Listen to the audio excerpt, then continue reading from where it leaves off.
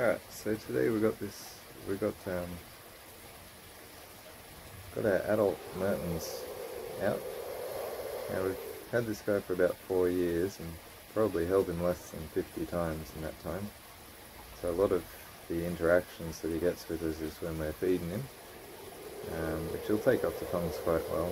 He's got quite the food response.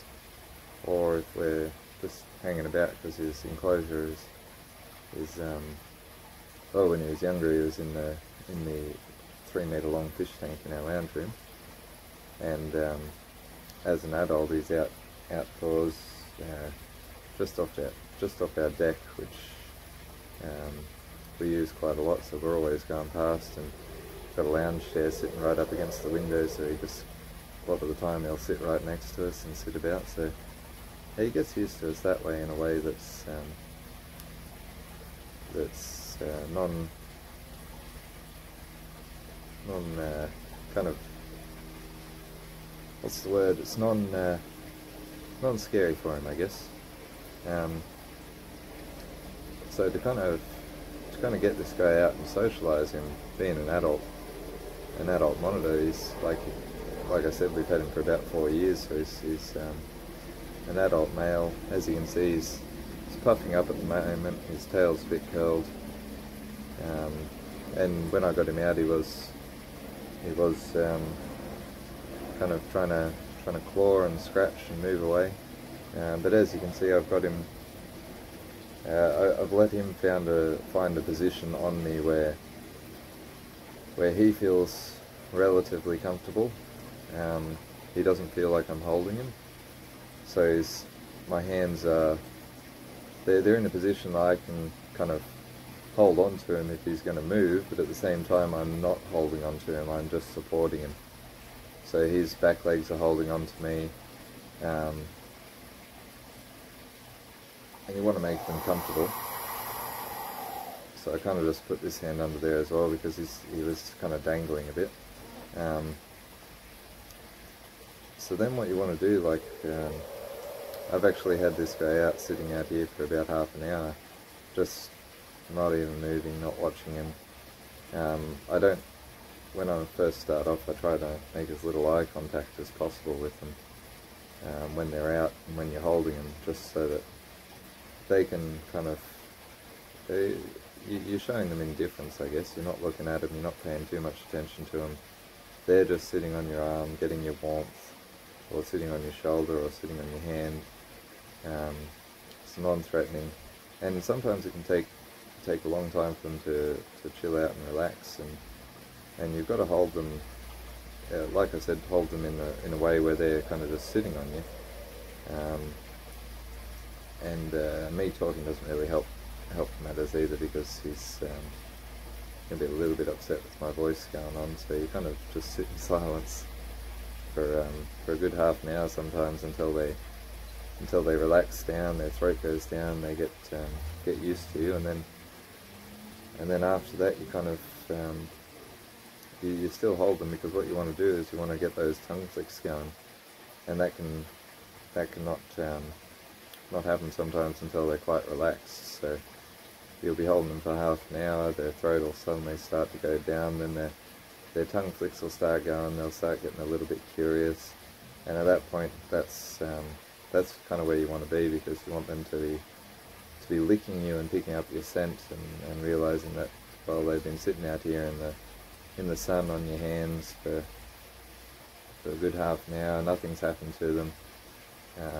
This experience isn't so bad, and this is the smell that is associated with this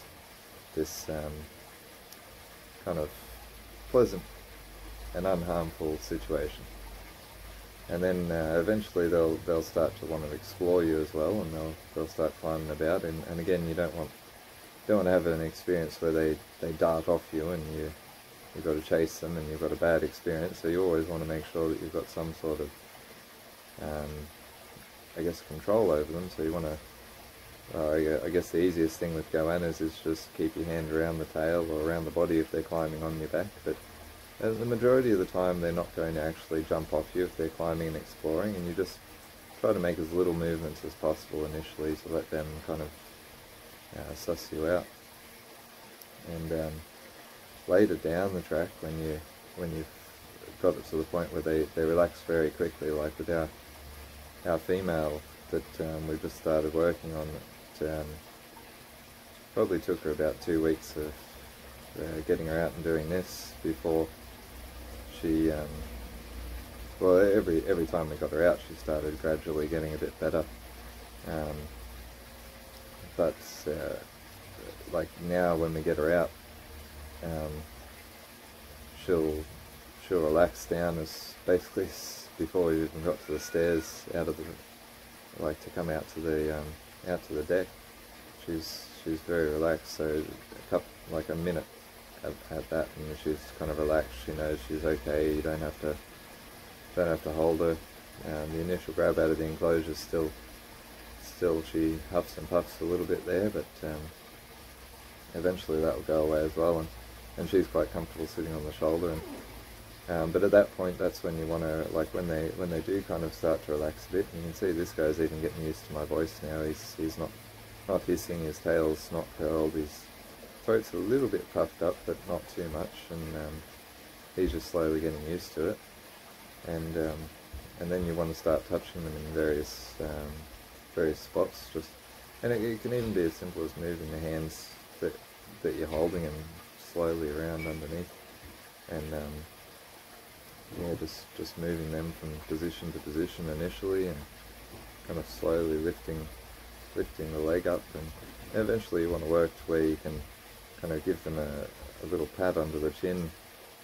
That's a very relaxing thing for monitors, and we like to use that with all of our monitors as a way to relax them. It's a big muscle they use to breathe in and out, and so kind of a light massage underneath really relaxes them, feels good for them, and they very much enjoy it. So that's a very good kind of place to get to with socializing the monitors.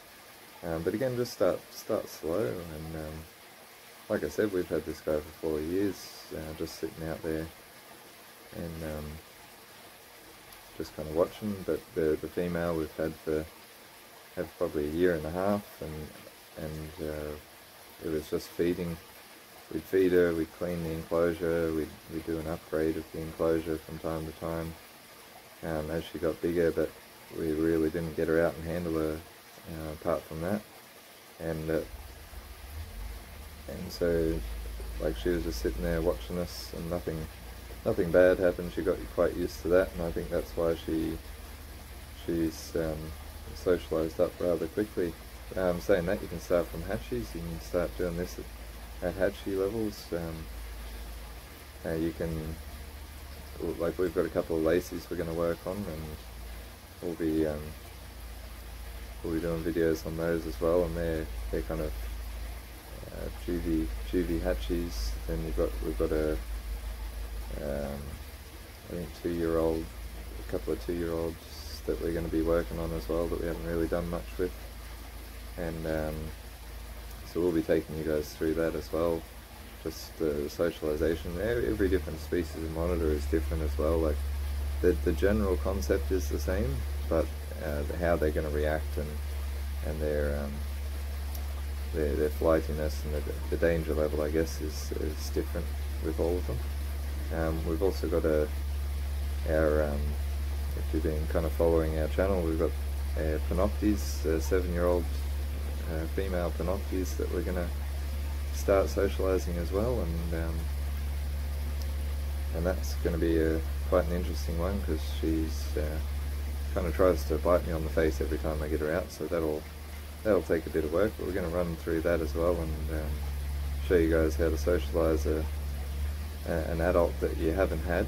So we haven't had the Panoptes for the whole time, so we don't know really what it's what kind of situations it's been in, what its kind of mental state is towards people, and basically I can assume that its only interactions with people have been when they've fed it, and the holds that it's had is most likely been where they've been grabbed quite solidly behind the back of the neck and the base of the tail in kind of a a fight situation where you kind of don't, the owner is not wanting to be bitten and the goanna is not wanting to be held, and so it's a kind of a constant struggle. So we're gonna try and break that down and show the goanna that we're kind of we're friendly, we can be trusted, and being held is a pleasant thing where they get a good massage, they get out in the sun, and yeah, and life will be infinitely better, because you want, when you got animals, they're kind of your friends. You want them to be comfortable in their situation, as well as having a magnificent setup for them. Our mountains and all of our animals, we try to do the best setups we can, so it's kind of naturalistic and fits all of their needs, and is very comfortable and enriching for them, and we want to make sure that as well as that they don't fear us. They're quite comfortable with us, and like our lacies and our parentis, and well, we want to get all our monitors to a point where they want to interact with us, and they come up to us, and not just for food. They want to kind of sit with us and have a bit of interaction. So there's a lot of steps involved, but we're going to run you through them all, and we're going to run you through with a few different species. So it's going to be a lot of videos that we've got going to have coming out with the juvenile lacies and the kind of sub-adult lacies and the Panoptes, and we'll probably even work with the Spencers a bit as well, but we'll show you the ridgetails as well. Like, ridgetails are very, very easy. We've kind of talked about them before, and they make great pets as well, but every monitor has different kind of bits. And I'm starting to kind of tickle him under the chin a bit, and he's saying what's going on. He's a little bit upset with that. So, and that's the thing, you just got to work at their levels, but he's got the tongue flick going on, so he's testing it. And now he is in a position where, like, as you can see, he could bite me if he wanted to, but he's not going to bite me. He's very uninclined, and that's species dependent as well. Like, some species are much less likely to bite you as a defensive mechanism than others. But even still, I have been bitten by this guy before. It's on one of our videos. I didn't get the footage of him biting me, but I got the footage of me. I was tongue feeding him, and he jumped out of the water to grab the tongs, and I tried to get the jump on the camera, and wasn't watching, and he kind of missed the tongs and grabbed my finger or my hand, and then fell back into the water. And from that little experience, I realised these guys don't have the biggest teeth of monitors, because it didn't do as much as a scratch on me, and maybe he just realised he kind of bit my hand and fell off, so he didn't put a full bite in. But still definitely not as big as like a lacy or a parenti teeth. They're quite formidable. But yeah, he'll come around, so we'll be working on all of that, and in the videos to come. So we'll leave it at there, and I'm going to keep holding this guy for a good bit of time again, and try and get him a bit more used to me. Okay, now the other thing I should mention is the release. So when you put these guys back in their enclosure after a good kind of long hold with them, you don't necessarily want to you want to be as gentle as possible with the release. So you kind of want that release to be a positive experience, because that's the end of the hold. So basically you let them go off at their own pace. You let them kind of wander off. If they want to wander off, they can wander off. If they want to sit on you and hang about for a while, they can do that. It's on their terms, and you make it as peaceful and kind of slow as possible for this guy to just hang about for quite a while.